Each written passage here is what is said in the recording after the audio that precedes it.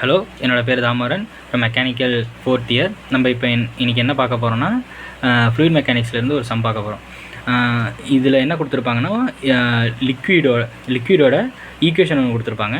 Pressure is equal to density in form of டென்சிட்டியில் கொடுத்துருப்பாங்க. என்ன கேட்டிருக்காங்கன்னா, பல்க் மாடல்ஸ் கேட்டிருப்பாங்க அட்டு 10⁵ பாஸ்கலில், அதாவது 1 பாரில் ப்ரெஷரில் எனக்கு கேவோட வேல்யூ எப்படி இருக்குன்னு கேட்டிருப்பாங்க. ஸோ நமக்கு கேவோட வேல்யூ என்னென்னு தெரியும், நார்மல் ஸ்ட்ரெஸ் பை வால்யூமெட்ரிக் ஸ்ட்ரெயின்னு தெரியும். ஸோ அதை வந்து நார்மல் ஸ்ட்ரெஸ்ஸுங்கிறது நம்ம ப்ரெஷர்னு எடுத்துக்கலாம் லிக்விடை பொறுத்த வரைக்கும். So change in volume by original volume.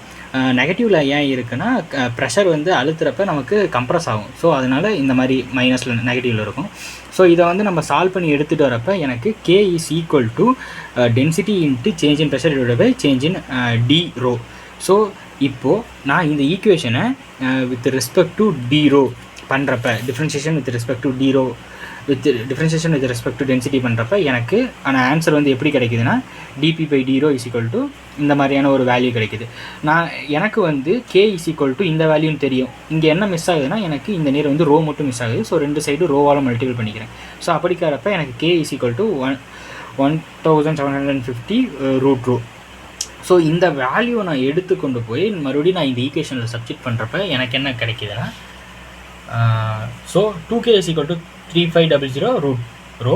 So இதுக்கு பதிலாக 2k நான் இங்கே சப்ஸ்டிட் பண்ணி எல்லாத்தையும் நான் கரெக்டான கே ஒரு சைடு வச்சுட்டு மற்ற வேல்யூலாம் இன்சைட் எடுத்துகிட்டு வரப்போ எனக்கு கேவோட வேல்யூ என்ன கிடைக்குன்னா 48750 Newton per meter square. That's all. Thank you.